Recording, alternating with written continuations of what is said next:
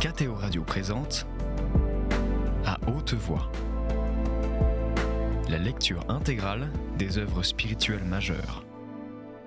Aujourd'hui, Vie de Thérèse d'Avila.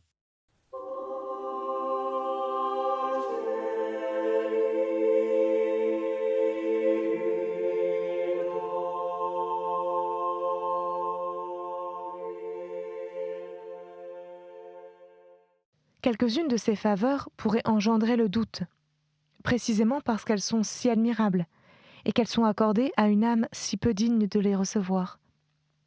Et quand la foi n'est pas très vive, on ne saurait croire qu'elles viennent de Dieu. Voilà pourquoi, à moins d'un ordre contraire, je ne parlerai que très peu de ces grâces dont le Seigneur m'a favorisé. Je rapporterai seulement certaines visions dont on pourra tirer quelques profits. Elles aideront les personnes qui en seraient favorisées à bannir toute frayeur et à ne pas les regarder comme impossibles, ainsi que je le faisais moi-même. Elles serviront, de plus, à exposer la manière ou la voie par laquelle le Seigneur a daigné conduire mon âme. Et c'est là ce que l'on me commande d'écrire. Je reviens donc à ce genre de connaissance qui nous est donné. Il me semble que le Seigneur veut, par tous les moyens possibles, procurer à cette âme quelque connaissance de ce qui se passe dans le ciel. Il lui fait voir, à mon avis, comment, là-haut, on se comprend sans parler. C'est là un fait que j'avais toujours ignoré, je l'avoue, jusqu'au jour où le Seigneur, par pure bonté, a daigné m'en rendre témoin et me le montrer dans un ravissement. Il en est de même ici. Dieu et l'âme se comprennent, par cela seul que Sa Majesté veut être entendue d'elle. Ces deux amis n'ont pas besoin d'un autre artifice pour s'exprimer leur mutuel amour. Deux personnes qui s'aiment beaucoup sur la terre et qui possèdent un bon jugement n'ont même pas besoin, se semble, de signes pour se comprendre. Elles n'ont qu'à se regarder. C'est ce qui doit avoir lieu ici. Sans que nous voyions comment, ces deux amants dirigent leur regard l'un sur l'autre. C'est là ce que l'époux dit à l'épouse dans le livre des Cantiques, ainsi que je crois l'avoir entendu dire. Ô miséricorde infinie d'un Dieu! Vous daignez vous laisser encore regarder par des yeux aussi coupables devant vous que ceux de mon âme. Que cette vue, ô Seigneur, les habitue à ne plus jamais considérer les choses basses et à ne plus rechercher leur satisfaction en dehors de vous. Ô ingratitude des mortels! Jusqu'à quel excès arriveras-tu? Je connais par expérience la vérité de ce que j'affirme, et tout ce qu'on pourrait dire n'est rien en comparaison des faveurs dont vous comblez une âme quand vous l'élevez à une telle intimité. Ô âme qui avez commencé à vous adonner à l'oraison, et vous qui êtes animés d'une foi vive, je ne vous parle pas seulement des biens que vous gagnez pour l'éternité, mais je vous le demande. Quel trésor comparable à la moindre de ces faveurs pouvez-vous ambitionner même en cette vie? Considérez comme absolument certain que Dieu se donne lui-même à ceux qui ne craignent pas de tout quitter par amour pour lui. Il ne fait exception de personne. Il aime tout le monde. Nul, quelque misérable qu'il soit, ne peut alléguer d'excuses quand il a daigné agir ainsi avec moi et m'élever à un état si sublime.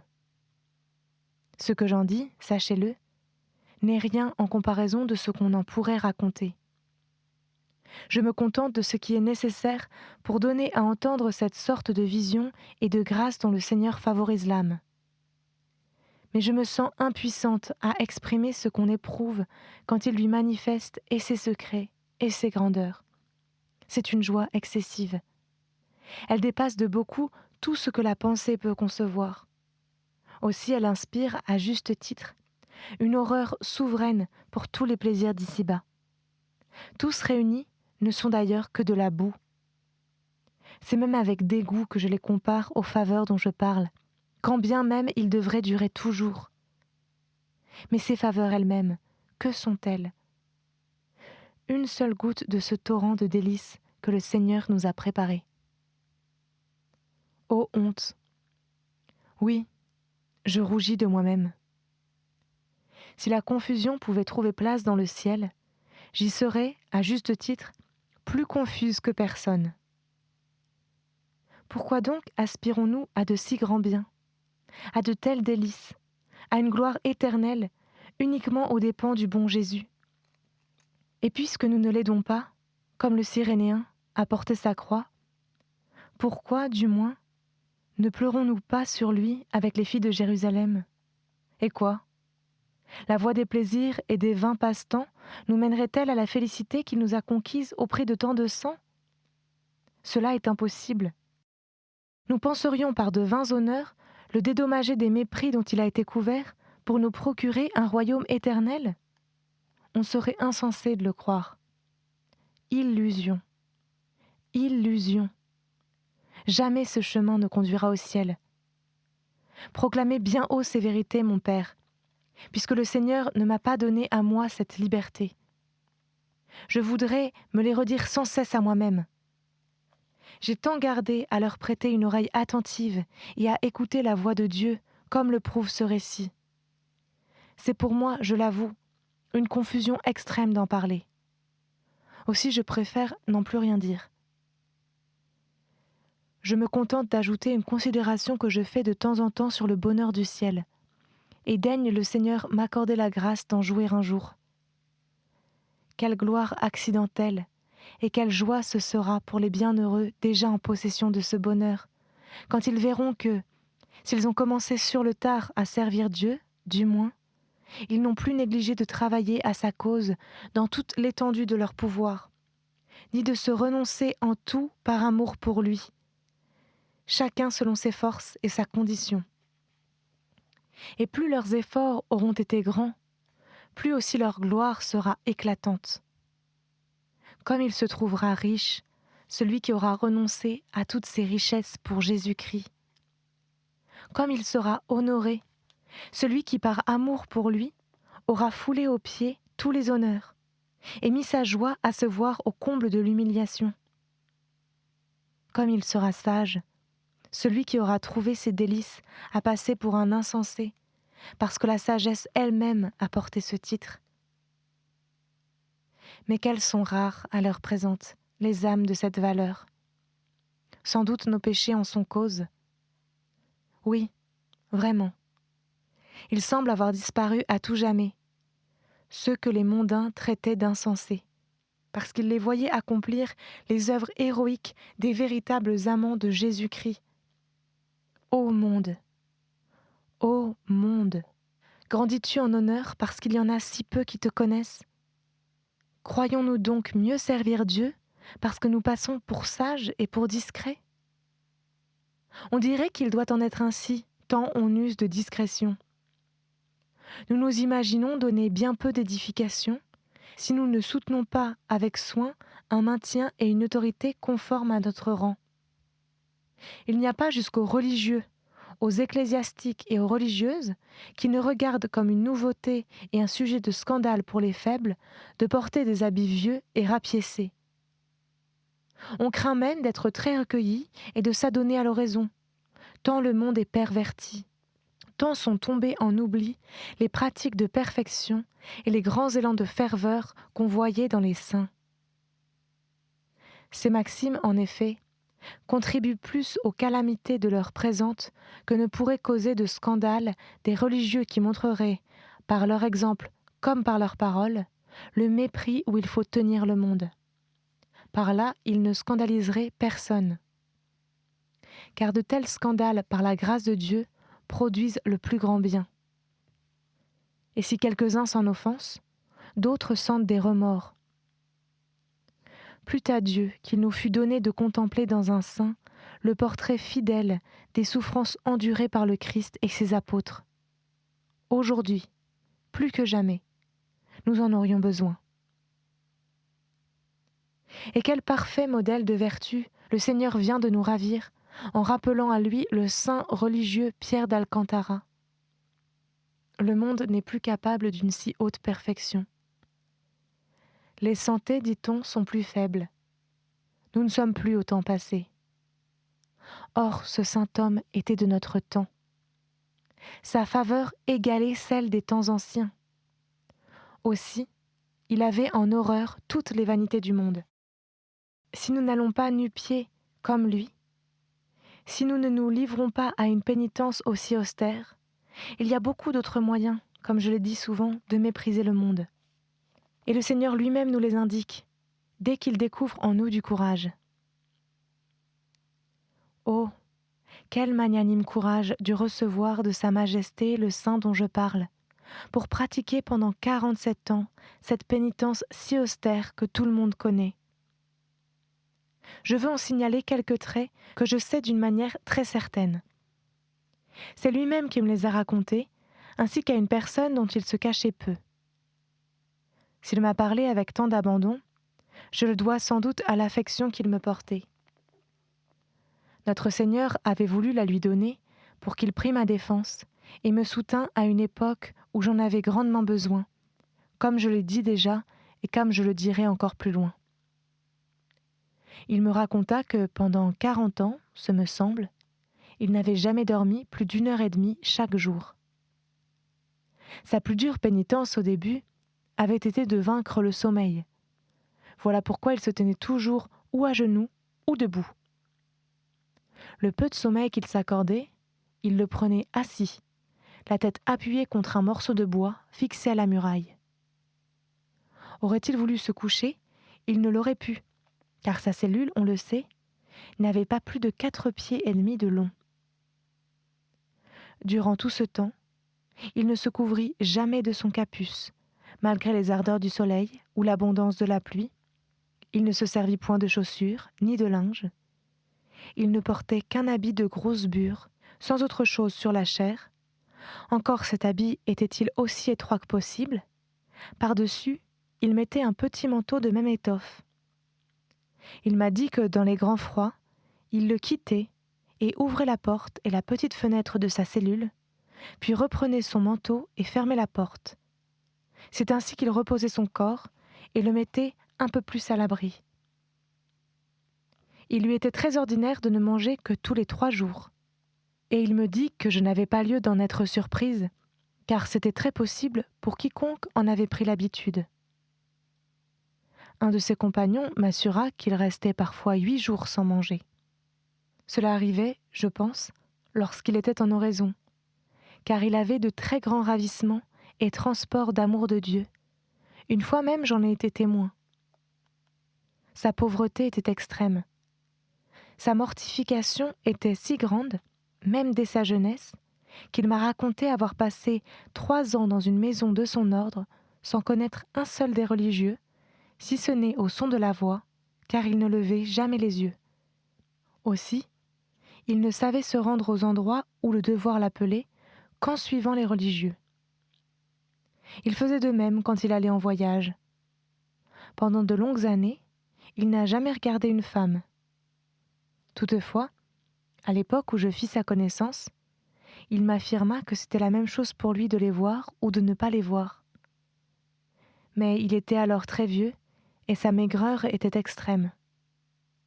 Son corps semblait n'être formé que de racines d'arbres. À une si haute sainteté, il joignait la plus grande affabilité. Néanmoins, il parlait peu, à moins qu'on ne l'interrogeât. Ses paroles étaient pleines d'onction et son jugement très sûr. J'aurais encore beaucoup d'autres traits à raconter, mais je crains, mon père, que vous ne me demandiez de quoi je me mêle. J'avais même cette appréhension en faisant ce récit. Aussi, je termine en disant que sa mort a été comme sa vie, une prédication et une exhortation à ses frères. Voyant sa fin approcher, il récita le psaume « Laetatus sum in is quae dicta sunt mihi ». Puis, s'étant mis à genoux, il mourut. Je me suis réjouie à ces paroles qui m'ont été dites « Nous irons dans la maison du Seigneur ». Depuis lors, par la volonté divine, il m'a plus assisté encore que pendant sa vie et m'a donné beaucoup de conseils. Je l'ai vu souvent au sein d'une gloire immense. La première fois qu'il m'apparut ainsi, il me dit « Ô bienheureuse pénitence qui m'a valu une telle récompense !» Il me dit aussi plusieurs autres choses.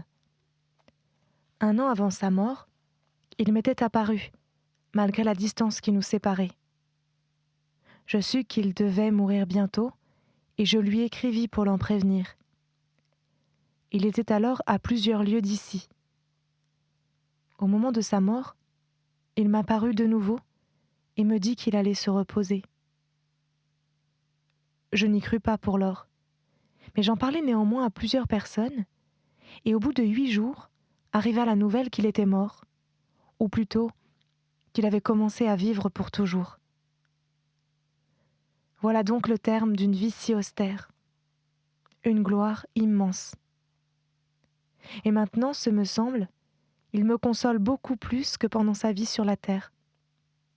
Le Seigneur me dit un jour qu'on ne lui demanderait jamais rien au nom de ce fidèle serviteur qu'il ne l'accorda. Pour moi, je l'ai chargé de présenter plusieurs fois mes suppliques à Dieu, et je les ai toujours vues exaucées. Que le Seigneur en soit à jamais béni, ainsi soit-il.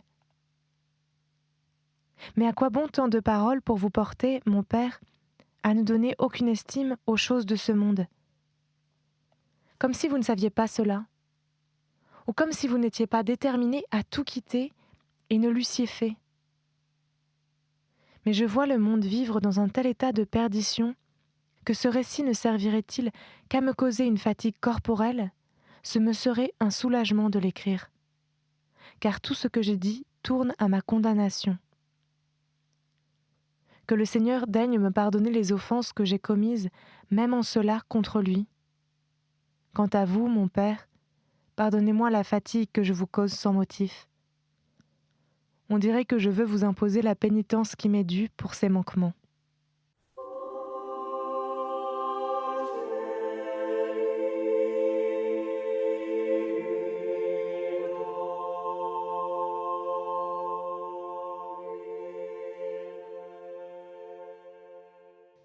Chapitre 28.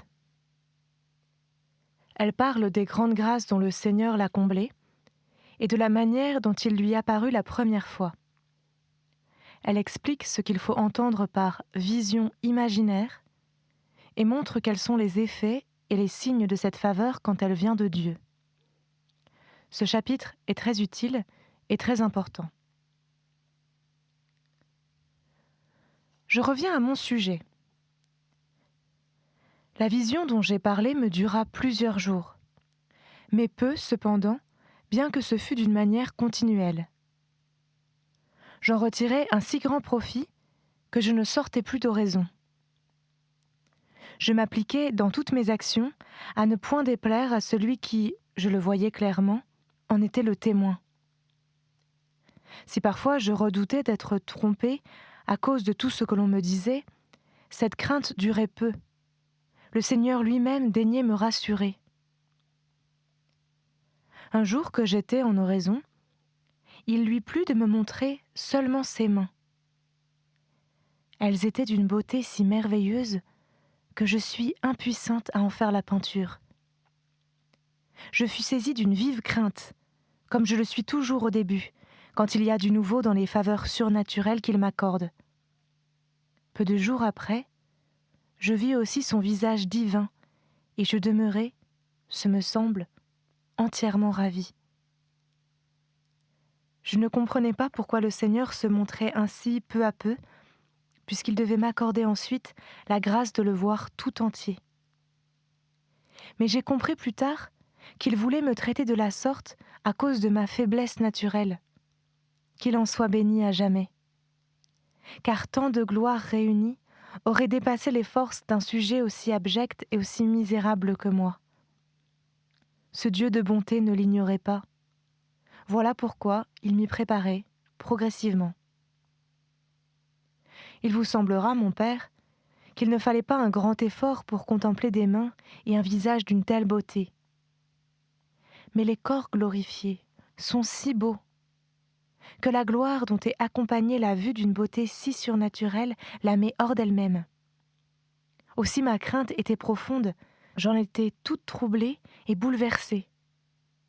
Puis ensuite, à la certitude et assurance que cette faveur venait de Dieu, se joignaient de tels effets que la crainte s'évanouissait promptement. Un jour de la fête de Saint Paul, pendant la messe, je vis notre Seigneur dans sa sainte humanité tout entière, telle qu'on le peint ressuscité. Il m'apparut dans une beauté et une majesté incomparables, comme je vous l'ai écrit en particulier, mon Père, quand vous me fîtes un ordre formel de vous le raconter. J'avoue que ce ne fut pas sans peine, car on se trouve comme anéanti, tellement on se reconnaît impuissant à en parler. Je me suis exprimée alors de mon mieux, aussi je ne vois pas la nécessité d'en parler de nouveau ici. Mais je ne crains pas de le dire. N'aurions-nous pas d'autre spectacle pour charmer notre vue dans le ciel que celui de la grande beauté des corps glorifiés, et en particulier la sainte humanité de notre Seigneur Jésus-Christ? Ce serait une gloire immense. Et cependant, notre Seigneur ne se fait connaître ici-bas que d'une manière conforme à notre faiblesse. Que sera-ce au ciel, où nous jouirons pleinement d'un si grand bien? C'était À Haute Voix, une émission de KTO Radio. Aujourd'hui, Vie de Thérèse d'Avila. Lecture, Marie Rambaud. Captation et réalisation, Aymeric Plouinec et Thibaut Dagalier. Une émission disponible en podcast sur ktoradio.com et sur l'application KTO Radio.